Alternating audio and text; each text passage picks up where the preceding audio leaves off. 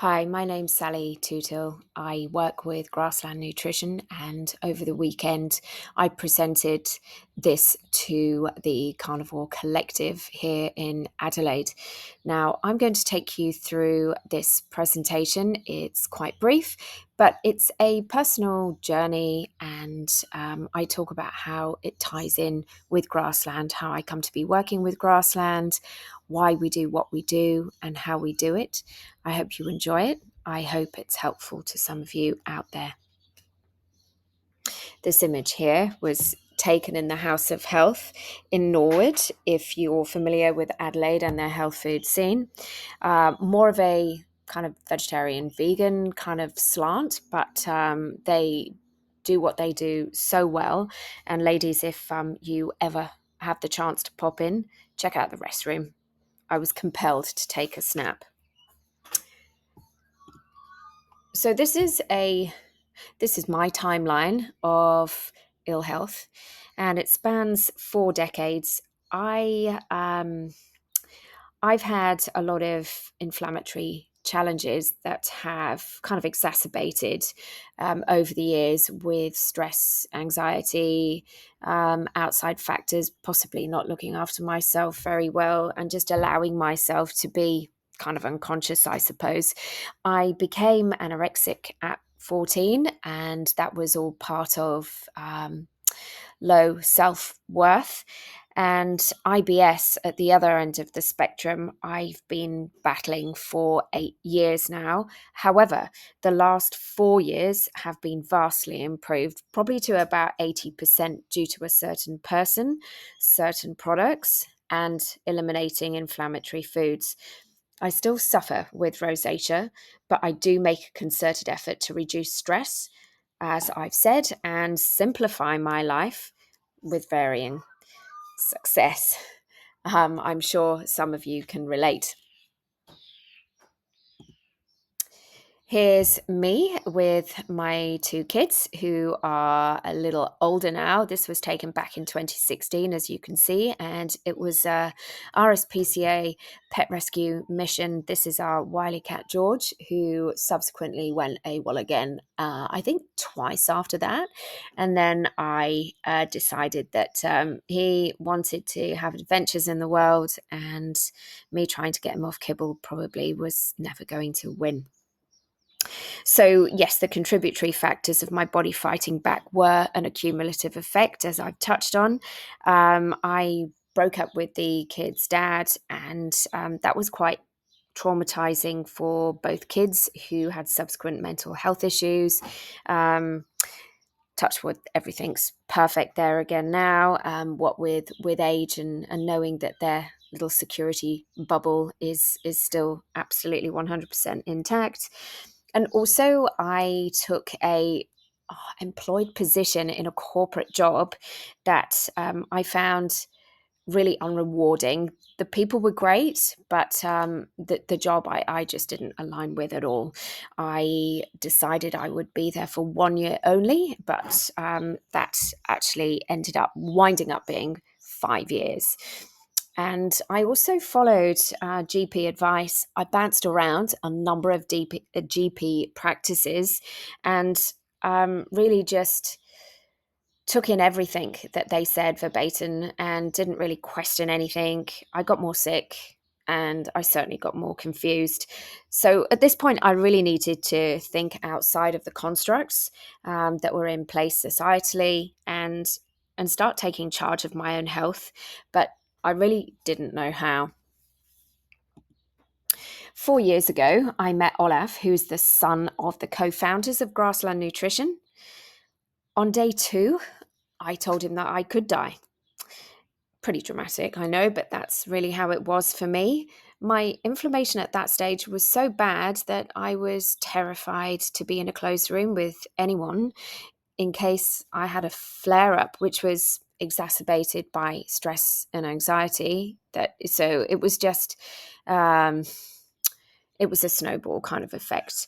Olaf didn't run, quite miraculously, and he persuaded me to try something that I thought extreme and really quite unusual. I'd tested paleo for a year previously, but did after about an 8-month period, after feeling great, and that's due to the elimination.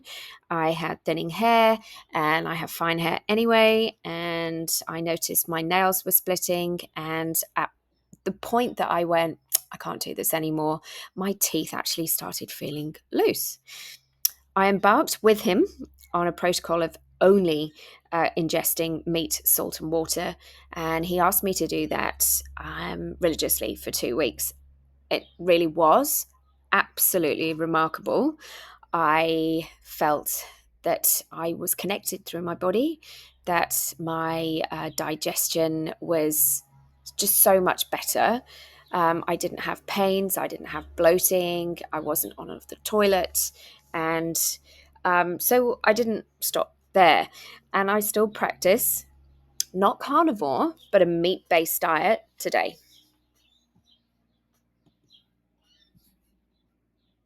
Take the time to read this piece if you've come this far, because having a meat based diet and really or carnivore, which is also great, otherwise known as the lion diet. That's absolutely wonderful, but it isn't the whole picture of health. And I really truly believe in this slide because of all the learning that I've done with a bunch of people out there like Dr. Alexis Cowan, Dr. Jack Cruz, Michael Crawford. I could go on for a while, but Jack Cruz's work, also Dr. Max Culhane, who runs the Regenerative Health Summit. They are such great resources when you're struggling. You either have inflammation or other autoimmune inflammatory kind of markers, and mainstream medicine just isn't working for you, then I strongly recommend that you kind of reach out to those types of people and learn, you know, soak it up, be that sponge. Because as a society, we're not empowered to educate ourselves in personal health. Instead, we're conditioned to be fed scripts and not take charge. But over the last 4 years, through Olaf and Grassland Nutrition, also my own research, in conjunction with this, I've increasingly taken ownership of my health, working collaboratively with mitochondrial health specialists and doctors just like the curious and the extremely competent and kooky Dr. Carolyn Harris of Thrive Family Practice. You'd be in extremely safe hands with her if you are in the Adelaide area. So, when I presented this at the weekend, we heard many stories and also data to show how the carnivore based diet, meat based diet, is a pathway towards optimal health. In my opinion, just to really kind of drill home, in my opinion, this needs to be coupled with exercises like grounding because we're electromagnetic beings, making sure that we get every single sunrise every day and sunset if you can, plus staying true to your life's goals of living with purpose. Following that circadian biology roadmap will set you on a course of healing.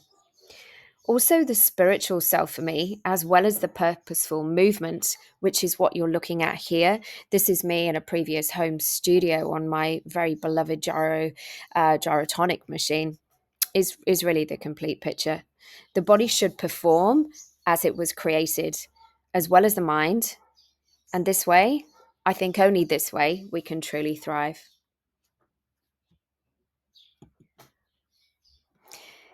Incoming Grassland Nutrition. 2 years after I met Olaf, he persuaded me again, and it's pretty obvious, I guess, to join Kel and Inga, who are the co-founders depicted here, help raise awareness of Grassland Nutrition and their fantastic products, and get the products more entrenched in Australia.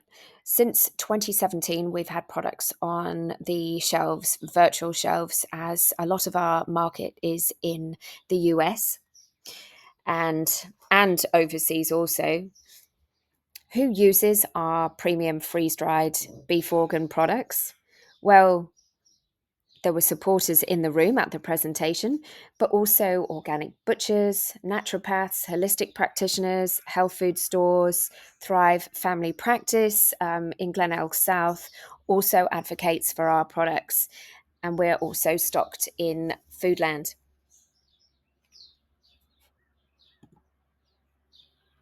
We exist because we want to help our community to help themselves, to also achieve nutrient balance, both naturally and conveniently.